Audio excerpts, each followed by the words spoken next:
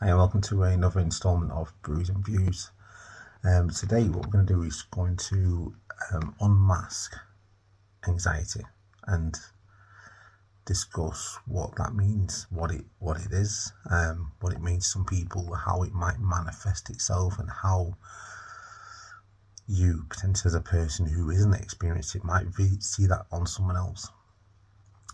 So let's go with what is anxiety. And I'm sure you're all aware of what you think it is. If you don't experience it, it can be quite difficult for you to truly comprehend the level of difficulty experienced by that person who is having one of those episodes. So hopefully this will help you bring us all a little bit closer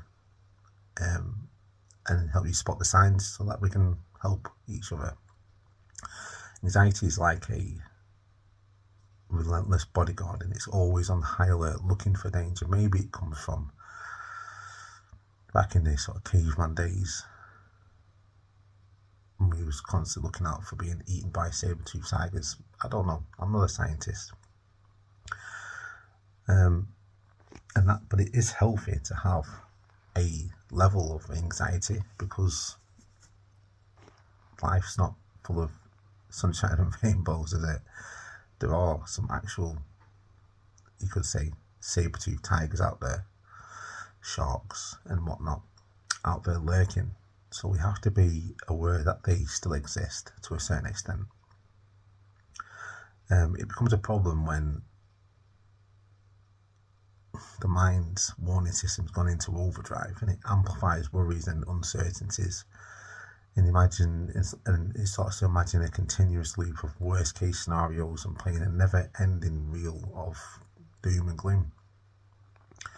It's basically going to start setting the heartbeat racing, and it's going to get the mind in a sort of tangled web of what if, and you may start finding that the body starts to stutter, jitter, and basically, anxiety is a very powerful force, and it distorts reality, making molehills seem like mountains. And it's a mental storm that can cloud judgment, impact decisions, and overwhelm senses, and be a constant sense of impending doom. Now, anxiety manifests itself differently for everybody, but there are some common signs that most of us will experience.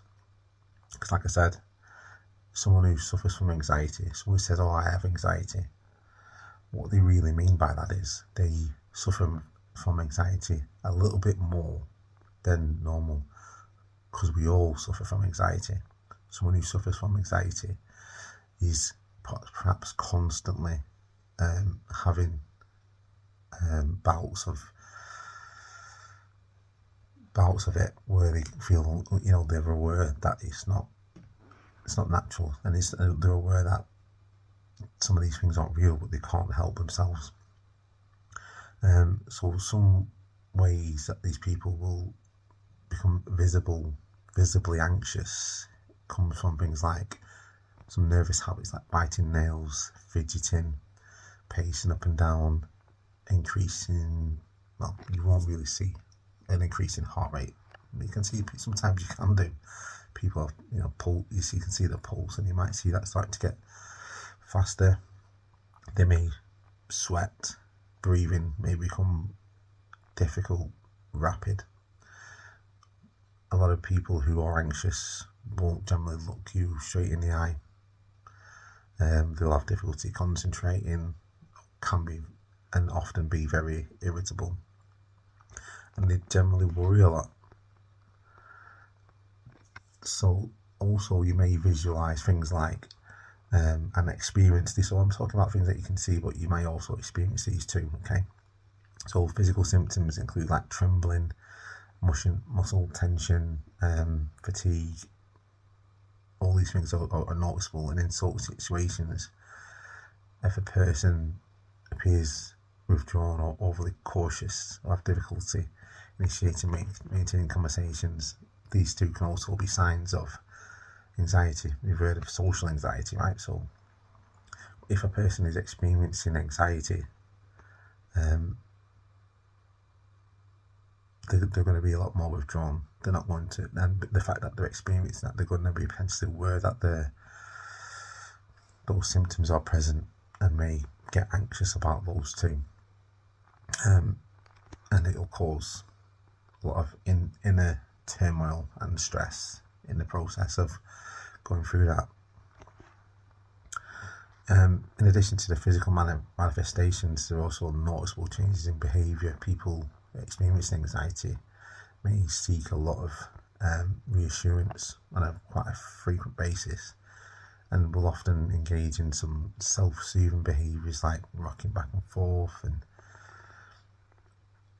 some people, they need to make things perfect, like neat and tidy, because it's one way of getting some order into their life, and then controlling their environment. And it can also lead to heightened sensitivity to sounds, sights, and other sort of interactions. And it will cause them to be easily startled and overwhelmed, and especially in crowded and noisy environments. So things like, walking through town, if someone's having a bout of anxiety, then, or if you're experiencing that, headphones are a great idea to sort of block out those sounds, and you can just go about your business. A lot of people who are anxious will exhibit some avoidance behaviours too. They may just simply avoid certain situations altogether, or certain things that they know are going to trigger anxiety. They may have already experienced it before and may not be willing to get back into that scenario, which is going to potentially cause them a lot of anxiety and all the symptoms associated with that. So, and like I said, they will vary from person to person who is experiencing those things.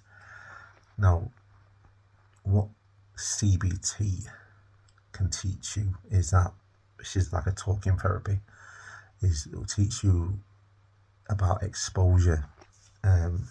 When you fear a certain thing, that's the anxiety. If something specific is causing you to have an anxiety, what you can do is actually reflect upon a time when it didn't kill you.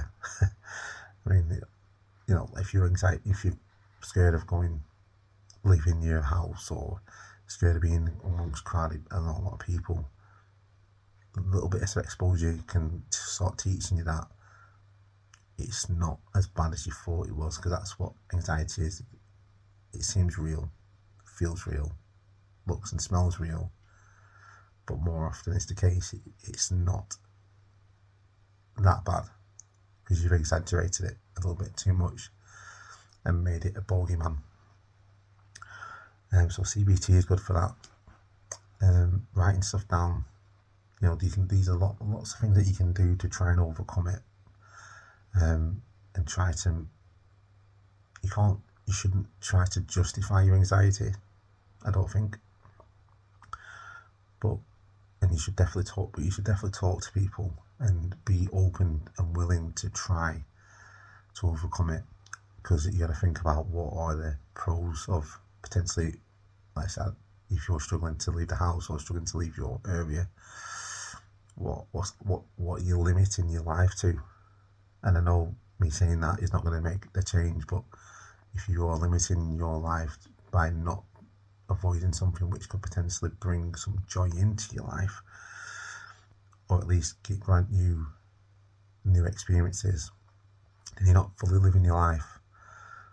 So I would urge you to seek professional help, or at least work on it. I'm not a doctor, but I am mental health first aid trained, and one way that I would work with somebody who wanted to work with me as a sort of health coach, and that would be to use Little wins. So a little win for someone who doesn't want to leave the house, or someone doesn't want to expose themselves to certain situations, would be to find what the end goal is. So the end goal being, I don't know, go on holiday. Imagine if you were scared to leave your house, how big of a deal going on holiday would be. So what you do is little activities, give yourself little activities, and eventually you just break it down. So the first step to going on holiday would be simply to get out the door. So what to do, you spend a bit of time outside, front garden. I mean, like I said, it take a very long time for that to happen, but a bit of habit coaching, not therapy, could be just what you need. And it's all about breaking it down and working together to find some ideas that could help you with that. If you want to work with me as your health coach, health and habit coach, lifestyle coach, then I have the program for you to work on that one. If it be something short term, medium, so short term being like 6-8 weeks, long term being sort of like 3 months, 90 days, or maybe a little longer, half a year, then contact me, because I have the programs written out. I have them based on certified and well researched programs and ideas and theories, and I guarantee you success. If you don't, you get your money back. So if that sounds like something that you want to do, then get in touch. In the meantime, I hope you found this video helpful, and I look forward to seeing you again next time. You are loved, you are needed, and you're not alone. I'll keep saying that until you believe it, and you should say it to yourself. If you're struggling with mental health, look in the mirror, say it to yourself. You are loved, you are needed, you are not alone. Until next time, see you soon.